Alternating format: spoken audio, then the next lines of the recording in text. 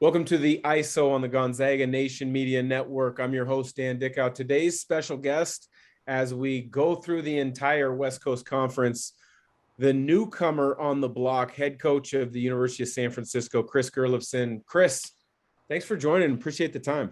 No, thanks for having me on, Dan. Let's just jump right into it.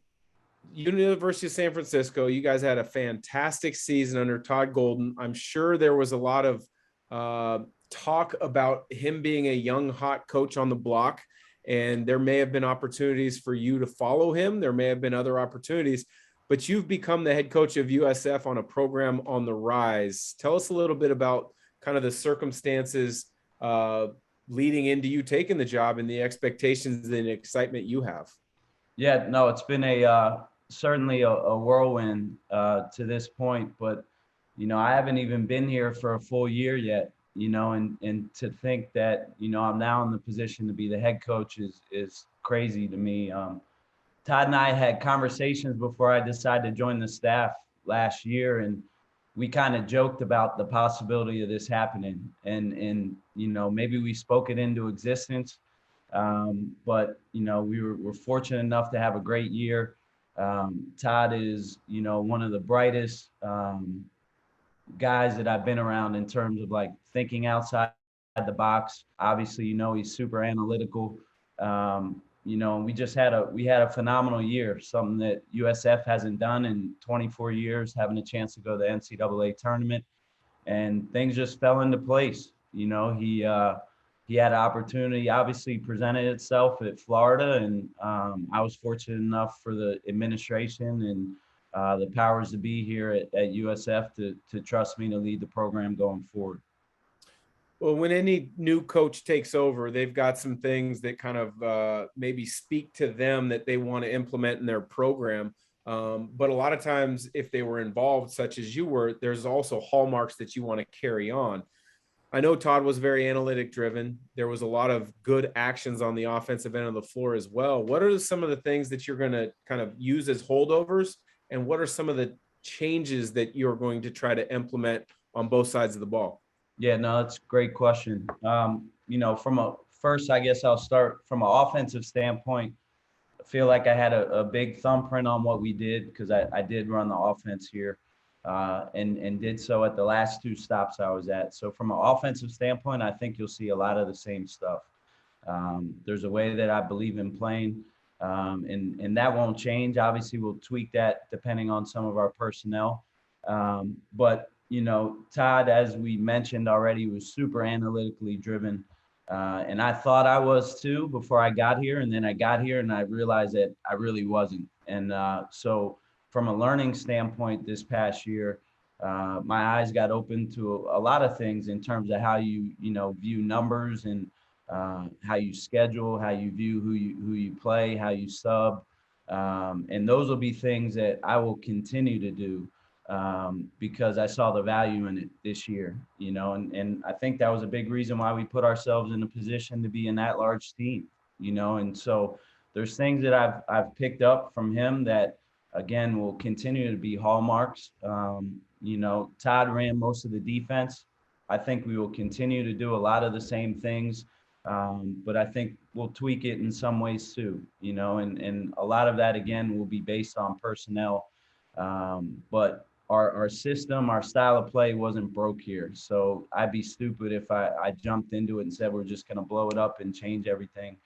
I think that would be foolish on my part. So, we'll adjust and adapt and kind of develop our own brand. But, a lot of the same things of why we were good this year will stay consistent. Yeah, I would agree with you in the comment about the style of play. It's a fun style of play. I would have loved to have played in a style like that where lots of three-pointers are shot, the floor is spaced, and there's driving angles.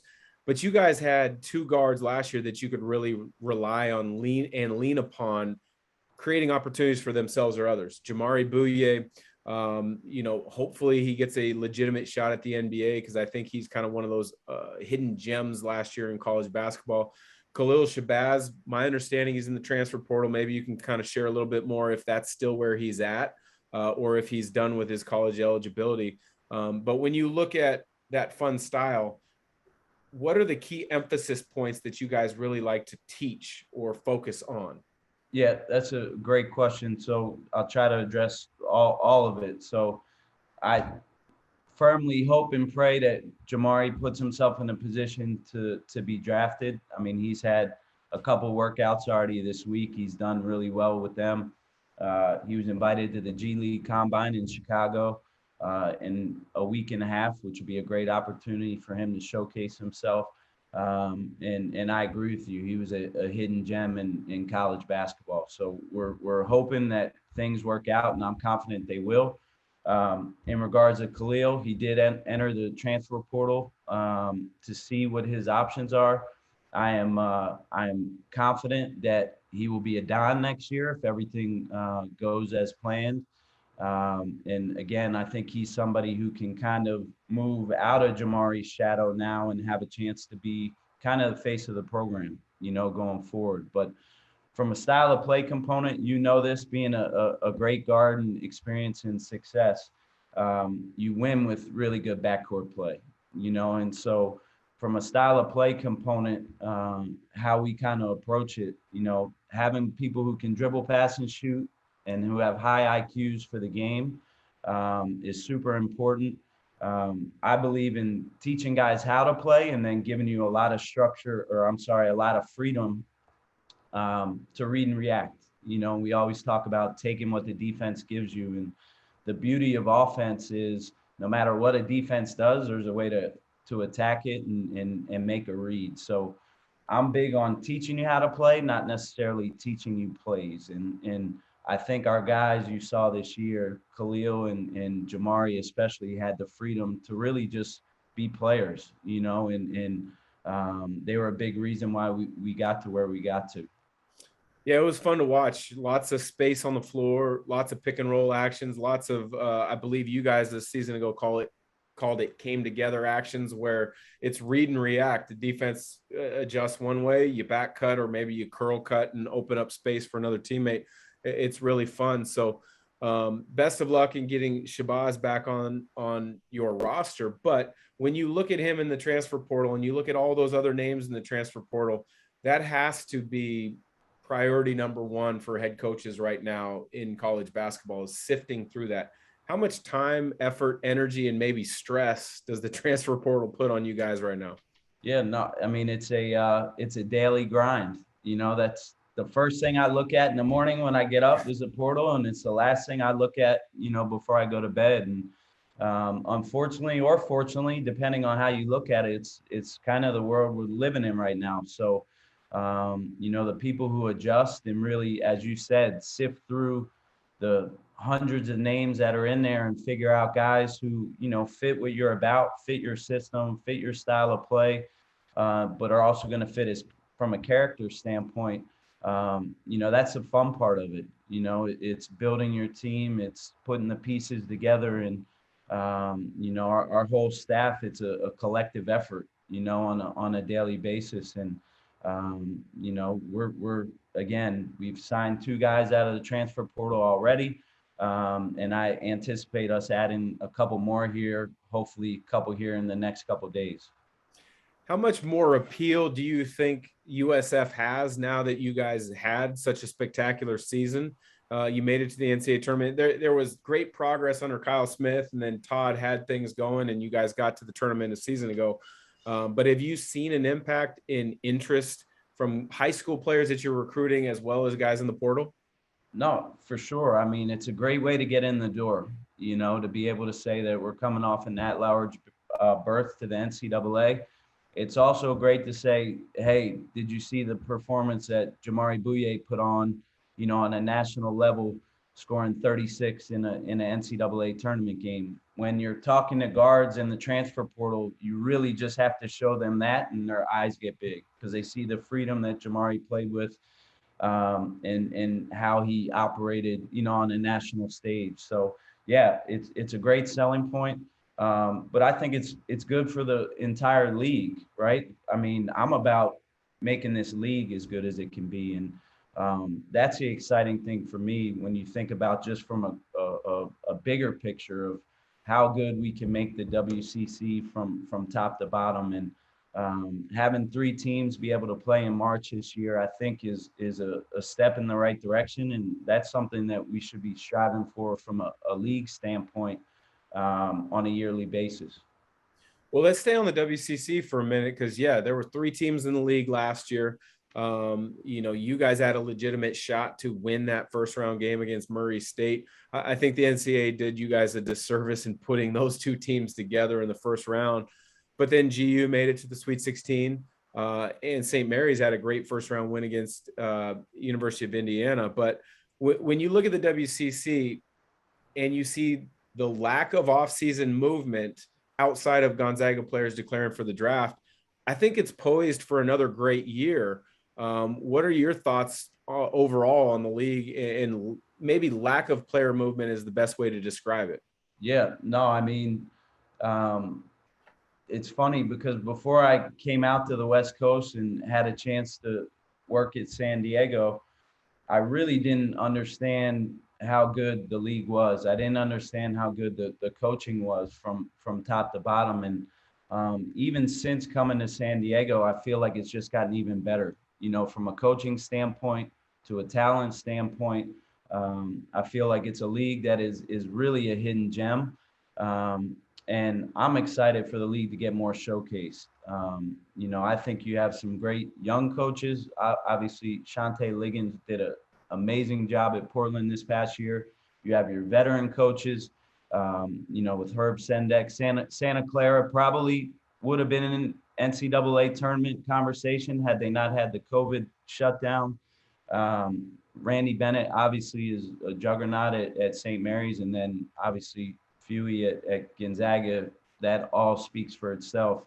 But it's just a league with really good up-and-coming young coaches mixed with, I think, a group of veteran guys who have won a lot of games. And, every night there's no easy outs, in the WCC. And I think it's going to continue to get better. What's your recruiting pitch to players on the West Coast? Because I grew up on the West Coast in the late 90s. It was Pac-10, Pac-10. Right now, obviously, it's Pac-12. But you've seen a good shift, I think, in players looking for fit as opposed to the highest level league. What is your recruiting pitch to players when they get stuck on level of league as opposed to fit? Because I do think the WCC continues to improve. Yeah, no, that's a great question. I mean, look at the records of the top teams in our league against the Pac-12, and no disrespect to the Pac-12, but, our league has had tremendous success against that level. And we've beaten those teams, whether it's been home games or on the road or neutral site games. So I think we have some ammo, in our weapons where we can say, hey, look at these results. The results don't lie. And I feel like us and other programs, and we're not scared to play anyone anywhere, and we want to challenge ourselves and put us in that those same sentences with Power 5 programs. And so I think, but you're right, it's something that you have to adjust to and address with recruits, because sometimes they do have the Power 5 on the brain. And St. Mary's, Gonzaga, BYU, ourselves, Santa Clara, you go down the line. I mean, we've fared pretty darn well against those Power 5 teams. Sometimes scheduling can become an issue for a league that's on the cusp of a true breakthrough like the WCC. You guys were very proactive last year. I love the kind of quick turnaround game that you guys put together with Loyola Chicago. What can we expect from USF with you in charge in regards to scheduling?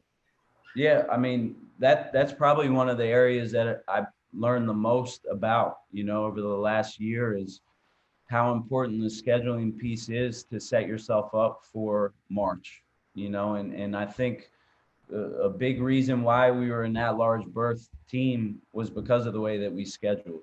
And we're going to continue to kind of follow that same scheduling format of really challenging ourselves with tough non-conference games and games that, when you look at from a resume perspective, where the committee can look at, when it comes down to March and say that these are games and hopefully wins that put you in the conversation to be a tournament team. You've spent time as an interim head coach. You've spent time as an assistant coach. Where does the kind of responsibilities lie in regards to figuring out who do we need to reach out to schedule, and then figuring out how to go about getting that schedule? Because I've talked to a number of coaches over the years. Sometimes a head coach delegates it and then they have final say. How does it work with you and your program?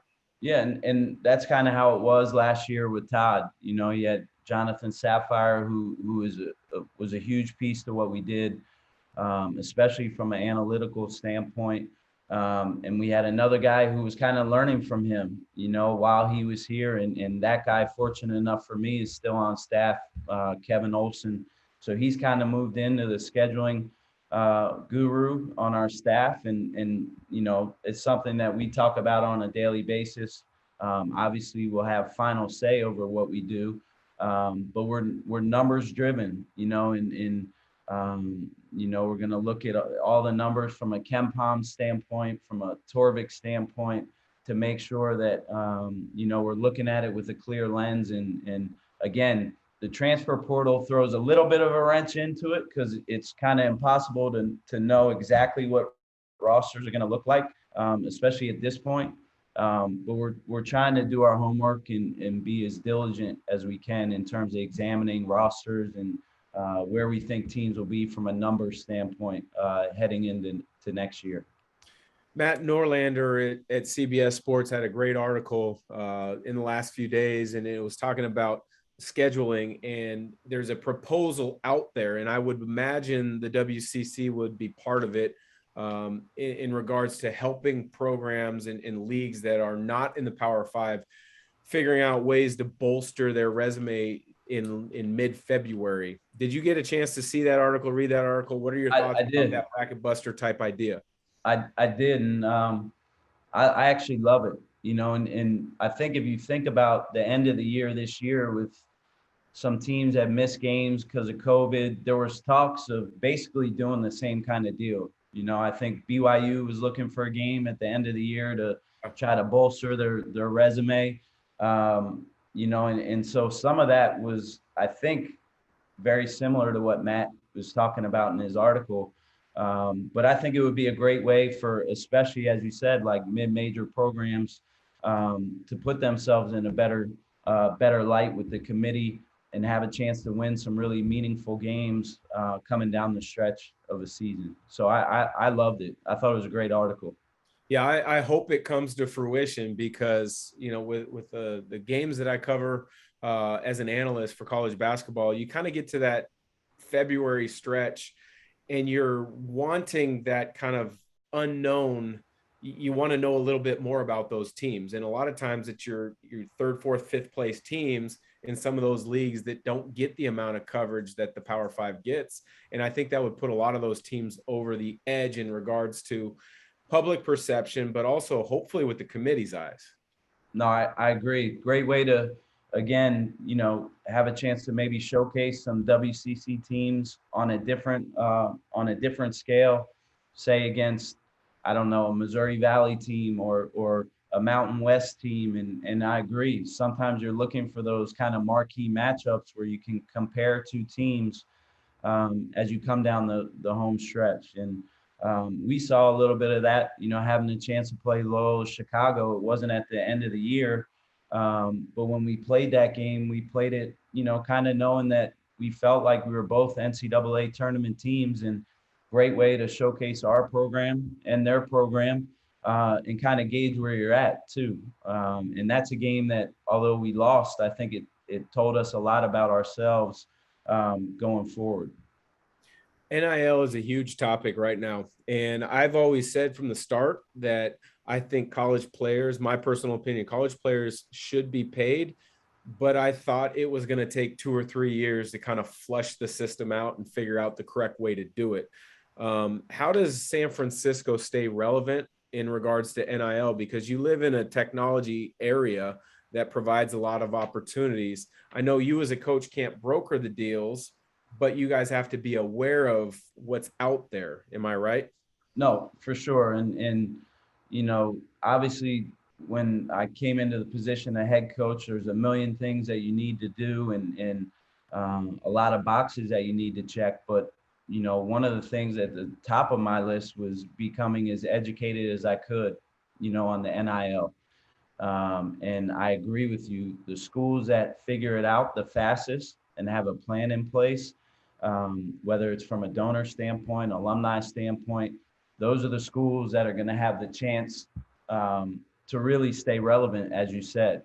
And so that's something that we've spent a lot of time on as a staff, talking about, talking to the right donors, making sure that our guys are going to have opportunities in San Francisco, obviously being a tech capital and having, I think, like 16% of the world's billionaires are here in the city.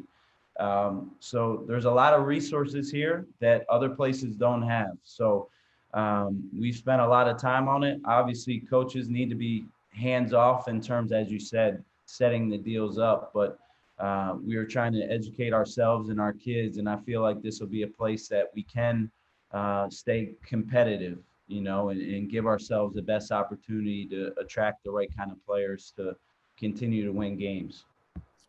Well, the checklist for a head coach, especially in year one, is lengthy. You touched on wanting to kind of learn as much as you could about NIL. We've talked about scheduling, but you also have to put together a staff, especially when, Todd heads to Florida, and I would imagine some of the guys on the staff went with him. So you have to fill your own staff. You picked one great guy in particular. I know he's a former Zag. He's a friend of mine, a college roommate and college bankhead. But when you're forming your staff as a head coach, what do you look for, and then and how do you kind of complement all the strengths of those guys when you form it? Well, yes, Kyle is a phenomenal, first off, phenomenal human, but a tremendous coach. And the biggest thing for me, and I've thought about this for, a long time, was hoping that the day would come where I become a head coach. And I always thought about what would be important to me from a staff component. And, one thing that never changed was in my first staff, I wanted to hire guys that I knew. I wanted to have guys on staff who I trusted, who I knew on a personal basis, because it was so important to me to have guys as a kind of step into a new role who I could trust. And I knew what they were about as humans first. And so that kind of eliminated a lot of the people who came out of the woodwork, when you first get a job, because I had brief personal relationships from a professional standpoint, but really didn't know a lot of the people who were reaching out to me. And so I always had in my brain, a select list of guys who I would want to talk to if I was fortunate enough to be a head coach. And Kyle was always a guy who I really respected from afar. And Jay Duncan, who we were fortunate enough to get from SMU, the same thing. So there were guys that I knew what they were about, and I knew that the way they kind of viewed the game, how they were with kids and interacted with players, I just knew that it would be a really good fit for me. And there wouldn't have to be a whole lot of feeling out process, getting to know guys as they come into a new job. So that was the biggest thing for me, was just getting guys that I knew and that I trusted, and I knew what they were about, as coaches, but as people too. How many potential coaches reached out to you when you took over the head coaching position? Because I've always been fascinated with that. At one point I thought I was going to go down the coaching path, the coaching career. And I was putting those same thoughts together as far as what would I do with forming a staff. But how many people reached out to you for the couple positions you had available? I think within the first week I had 1,200 text messages, phone calls, and from largely from a lot of people that I did not have relationships with. And the one thing I think, having a chance to be an assistant for 24 years before having this opportunity is, there's times as an assistant where you try to get involved with jobs and reach out, and it was always frustrating at times where you didn't get feedback. And I think sometimes as an assistant, as you're trying to climb the ladder, you just kind of want to know what the score of the game is, right? Like, hey, either I have a chance or I don't. So it was so important to me to just treat people the right way and get back to literally everyone who reached out. And I can say that I have done that, and I feel good about that. At least letting people know where they stand. And hopefully some of the people who reach out are people now that I can establish stronger and meaningful relationships with. That's unbelievable. 1,200, close to 1,200 people reaching out, Yeah, and I can it was imagine. nuts for sure. Yeah, I mean, it kind of shows any of our listeners out there just uh, how much people want to get into the business of coaching college basketball and how difficult it is, and how selective programs are when they put together a staff. And for you to be a head coach at a prestigious basketball school like USF, and then the staff to be put together, it's unbelievably well thought out. And I think the average fan doesn't understand just how much thought is put into every aspect of a program. No, I mean, spot on.